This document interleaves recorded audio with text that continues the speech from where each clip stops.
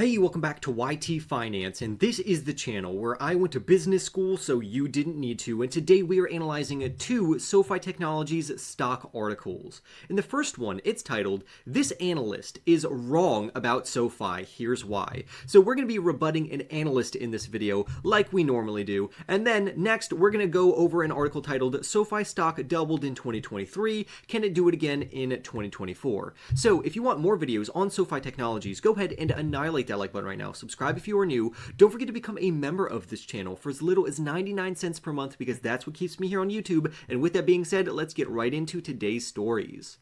Sofi Technologies, as you already know, is a fintech company or a financial technology company that essentially operates as a digital bank. And shares of Sofi, ticker symbol SOFI, ticker name Sofi, started out 2024 pretty rough, falling by around 16% in their share price. The reason for this descent in their share price was due to a KBW analyst downgrading shares of this company. Not only did he downgrade the rating, but he also downgraded his price target for this company. He started off by reducing his rating to where Sofi was originally a market perform stock, and then he rated it as an underperform stock, which was not very good for investors.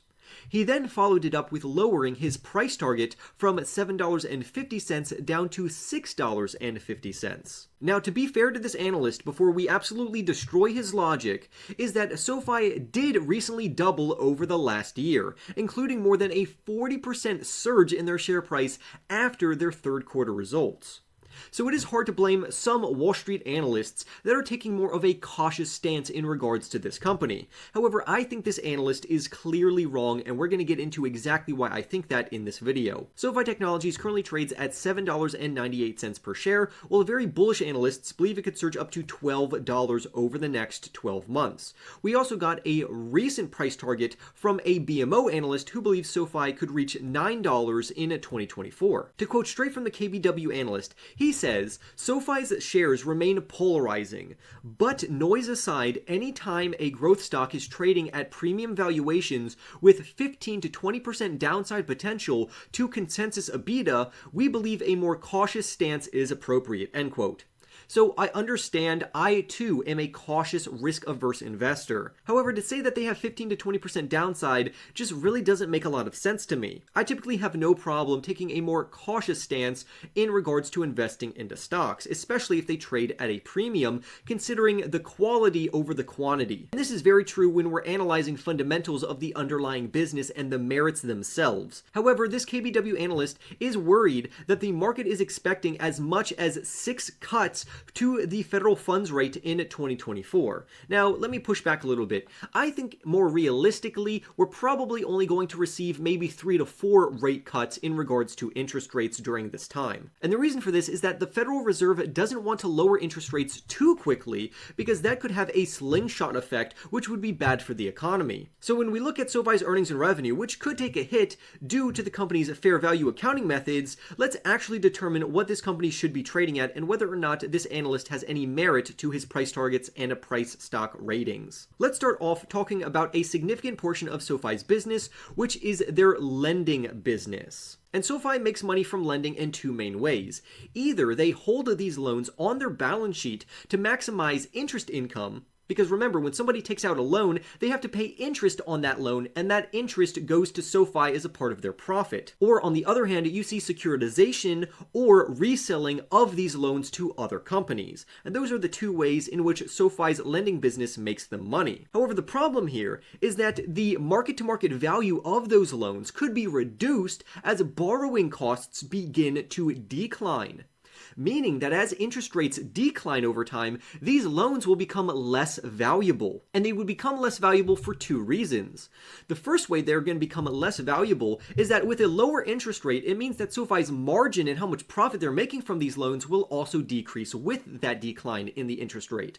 Because remember, the higher the interest rate, the more money Sofi is going to make. However, for me personally, I think that lower interest rates clearly are going to lower the amount of margin that Sofi can accumulate from on these loans, but it's also going to increase the number of people wanting loans. And I think these things are going to offset each other. And another reason why this would decline the market value of these loans is that when SoFi tries to sell these loans to other companies, the other companies may not want to buy it at the current interest rate. But let's get back to the analyst. The KBW analyst estimates that for every quarter point reduction in interest rates, that SoFi's fair market value for the loans held on their portfolio and their balance sheet will roughly decline by 50 million in revenue. However, I personally, and the author of this article, see the exact opposite happening, and here's why.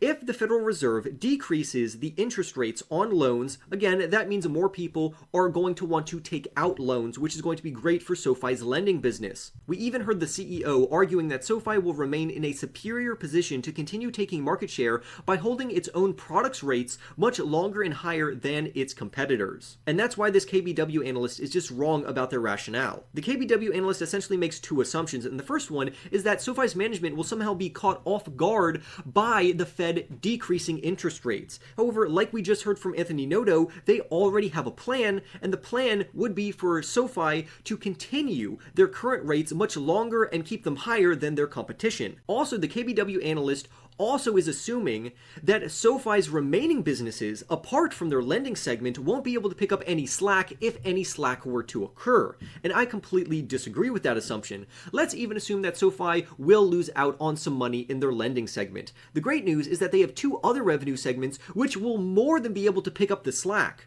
For instance, to quote straight from the article, on the latter, it's worth noting that the last quarter was the first time in company history that all three of SoFi's core business segments, which would be their lending segment, their technology segment, and their financial services segment, individually posted a positive quarterly contribution to their profits. We also know that SoFi's management has given us detailed conversations and responses to an interest rate increasing environment and an interest rate decreasing environment for the economy. And SoFi is going to thrive no matter what happens. We've already seen SoFi's resilience in regards to other major banks such as Signature Bank going out of business. And did this scare SoFi customers? Absolutely not. SoFi actually used this as an opportunity to steal market share away from larger banks. The CEO also said that they are strategizing the same plan that they utilized in 2018 currently to optimize return on equity. So then all of this put together, what does this mean? It means one, that the KBW analyst is wrong and that his assumptions are irrational.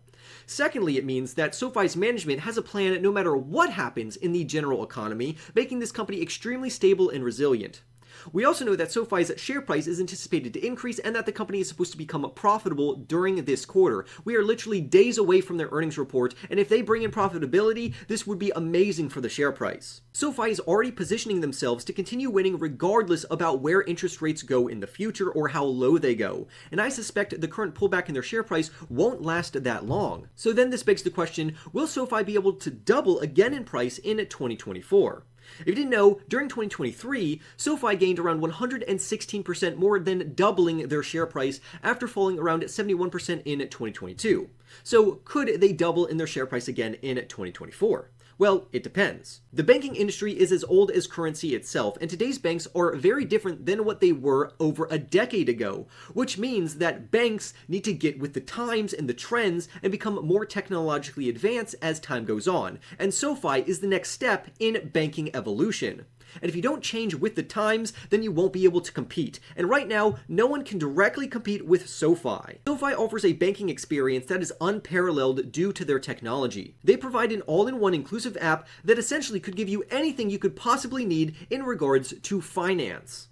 It shouldn't be a surprise that SoFi, through their technology, is recruiting millions and millions of members. Many people are actually including SoFi's products as a part of their financial planning, which is exactly what this company wants. Their customers are anticipated to continuously grow day after day, week after week, month after month, quarter over quarter, year over year, and this growth is accelerating. As more and more people discover SoFi, they are switching over to SoFi from traditional banks. Many people use more than one bank, but by banking with SoFi, you only need them. You don't need any other bank. SoFi has the clear edge in technological advantage here, and they are very impressive technologically, which gives them a huge competitive competitive advantage in regards to other more traditional banks. Management even noted that 67% of their revenue growth in the third quarter came from their non-lending segments, which means that even if interest rates do decrease and hurt their overall lending segment, their other non-lending segments will be able to pick up the slack.